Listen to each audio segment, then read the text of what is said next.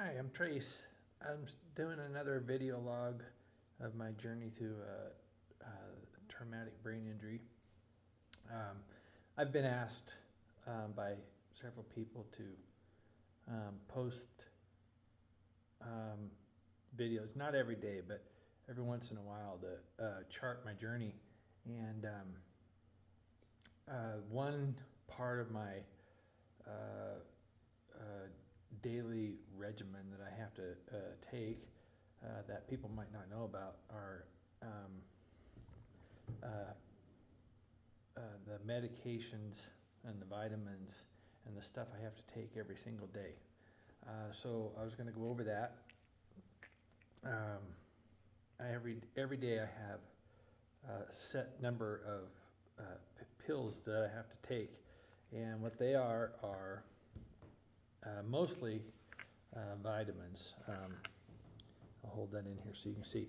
So I can't tell you the specific vitamins, but there's 1, 2,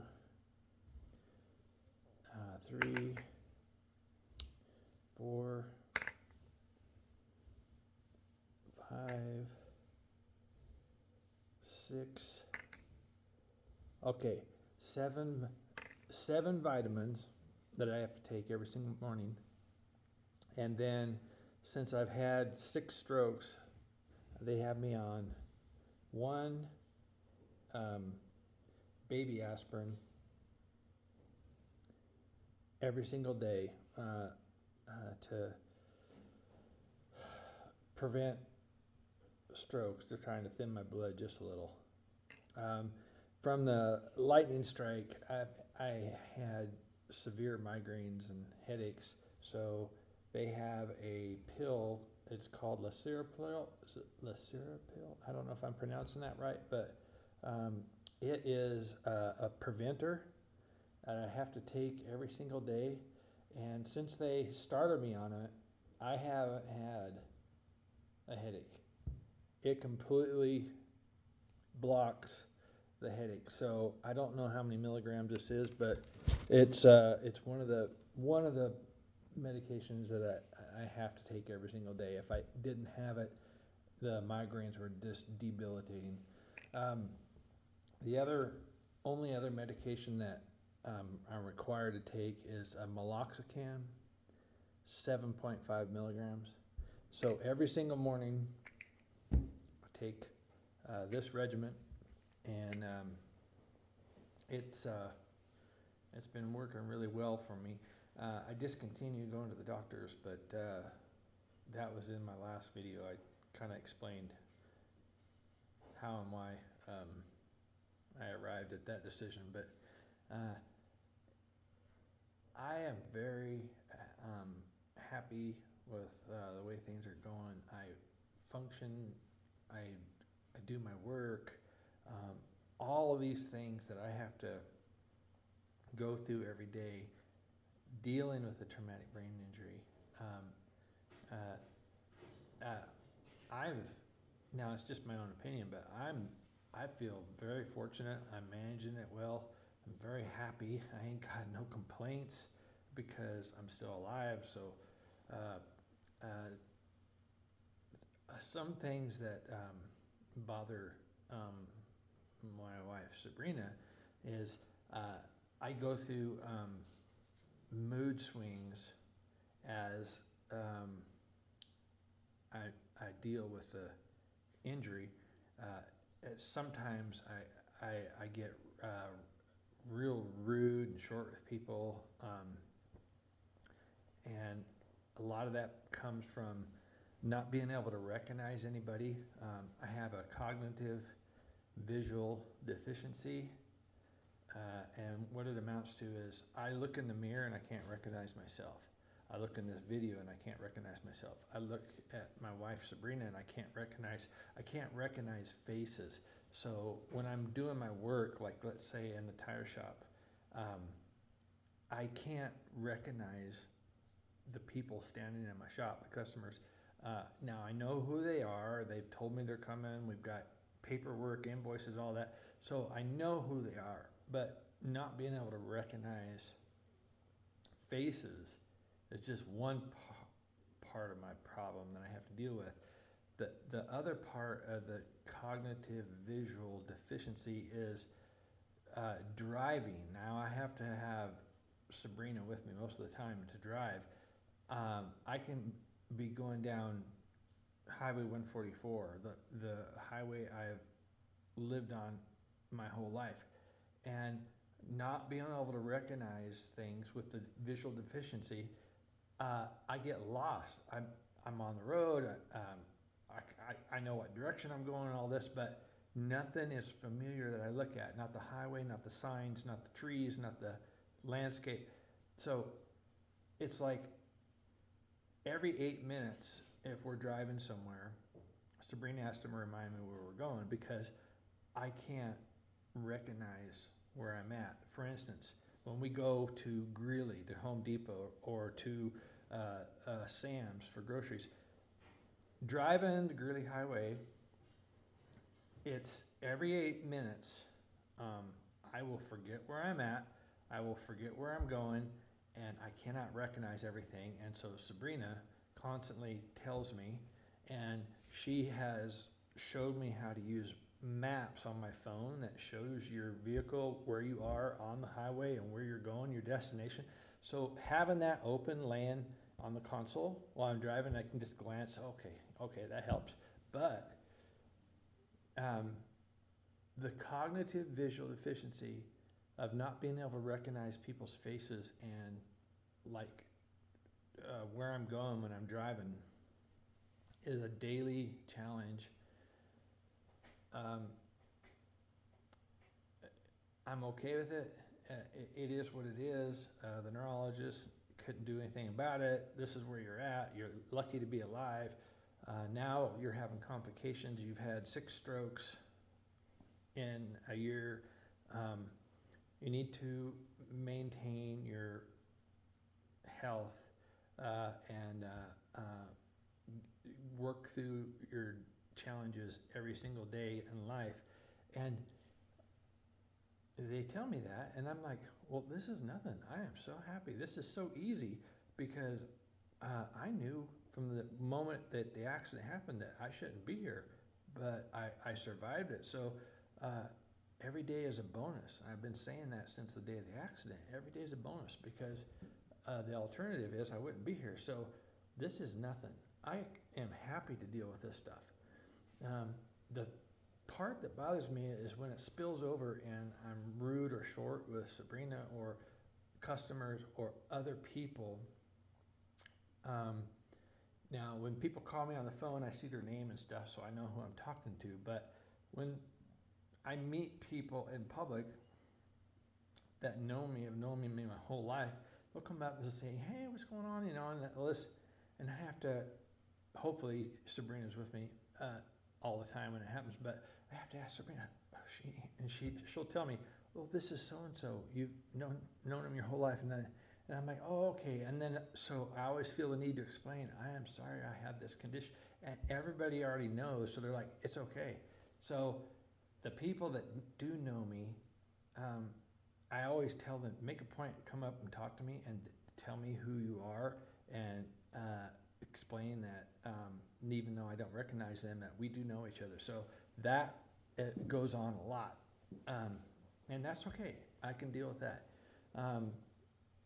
Being in mood swings because of the injury, I have to really be careful not to try to be as polite as I can, because when I'm not being polite and rude, I don't know it. And so that's a problem. But I correct myself as quickly as I can when it happens. But as far as the daily regimens, all the stuff that the doctor started me on, these vitamins, and the vitamins that he chose was for a particular reason, to help restore neurological links in my brain. See, I slur my speech and I can't put sentences together. That's another problem. But Um, they chose these vitamins and supplements because it's the best thing they can do for stroke victims and stuff like that. So it's working. That's great. Everything's fine. I'm going to keep doing that. Um, I, I, I like to work because when I'm not sleeping, if I'm in the house just sitting in the chair relaxing, it's physically uncomfortable. I feel most at ease and most in control, and I feel much better when I'm actually busy and working. So I'm always doing something. I get to bed at 3 in the afternoon, and I get up at midnight. I get 9 hours of sleep. Every 24 hours I get 9 hours of sleep, and that's been working for me for several years.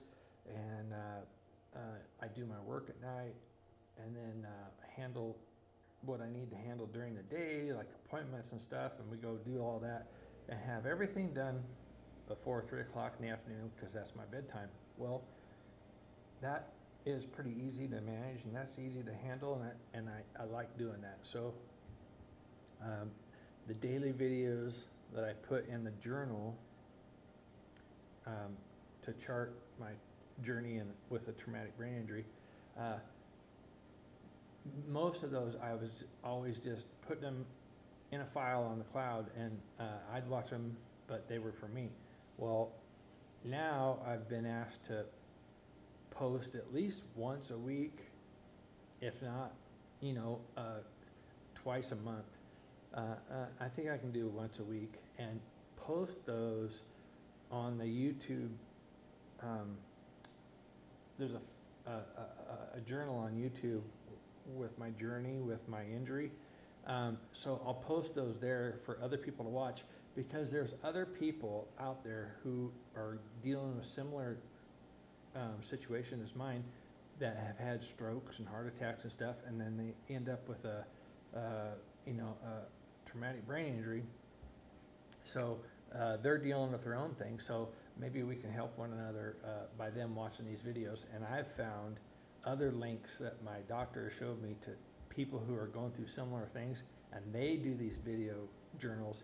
So I watch them, and sometimes I'll see something on there like, oh man, that's me. That's what's happening to me. That's what I'm dealing with right now. So there is a benefit to doing these videos. So I will continue to do those. Things that people may not understand, and they may not care to understand, or may not even want to even think about the way things are with me and the way I am. I don't expect anybody to understand or follow my situation, or I really don't, because even family members, now they always want to know what's going on, how are you doing, this and that and other, and I really don't have much to say, because every day I have these things I have to do, and I'm just trying to maintain. But I don't expect anybody to spend a lot of time and try to really understand what I'm going through, or try to help in any way, because it's not something that anybody, even doctors, can come in and fix. So things are the way they are, and I'm very happy about it. And it's easy for me to do my daily regimens and what I have to do. All the things that I do are very simple, and it's a joy to do them, because I'm happy just to be here. There's faith in your in Jesus and God, and knowing that you are given a gift, just simply to be here today, just for today. Okay. It's my responsibility to recognize that gift and give thanks for that gift, that I am still here, and any chance I get, help others. So I do a lot of things for the community. I do mowing and yard maintenance everywhere I can for people. if there's something that needs done, I'll do it. I'll take care of it. Just if it's within what I can do, I'll go take care of it for people, just to help out, not to get a job to make money. Just let's do a task that helps somebody, and that's my tithing for today. Okay, that's why I do a lot of that stuff. So and giving thanks to Jesus and the Lord for just the gift that you're given for today. Show some recognition and tithing. It doesn't mean putting $1 in a plate at church. If you're doing something where you're helping somebody else, and that is tithing. And so if you have a gift and you recognize it, and you give thanks, and then you can give back even more through tithing, that's I think that's the path that you might want to consider going down, because that's the path that I'm going down, and it seems to be benefiting me in so many ways. It's just like every day's a bonus and every day's a gift, so I recognize that. I just I don't have expectations of getting better, full recovery. That's not since the day the accident happened, okay, now this is the way things are, and I couldn't be happier, and I couldn't ask for more, because it's just it's a huge blessing, and I'm happy about it. These video journals, I'll try to do one a week and post them, but some of the things that I have to go through to start my every single day are my vitamin regimens and the 3 medications that I'm required to take, and that'll continue.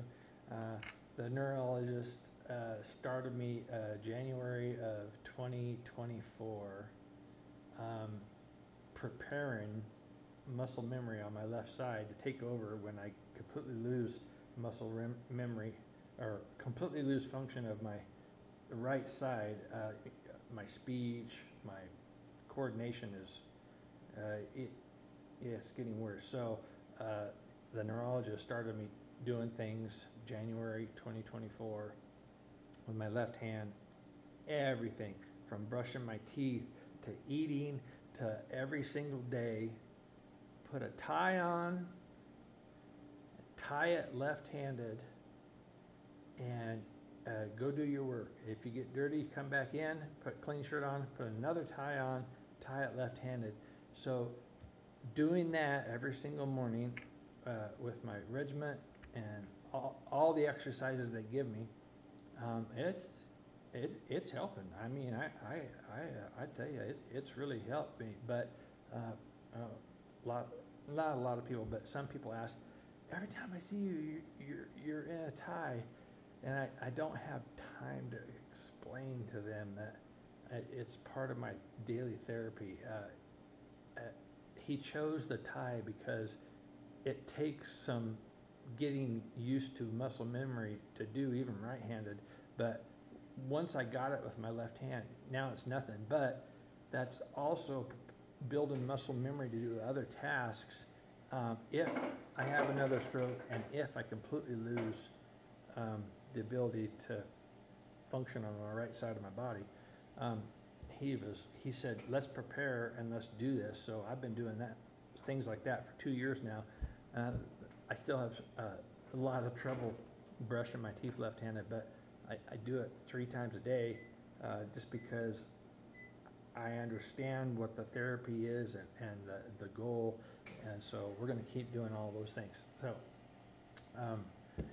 I have other appointments and stuff that I have to deal with in town, where I'm in public, and it's very uncomfortable because I never know if standing in a checkout line at the grocery store, if the people in front of me or the people behind me know me, and maybe they've known me my whole life and I can't recognize them. So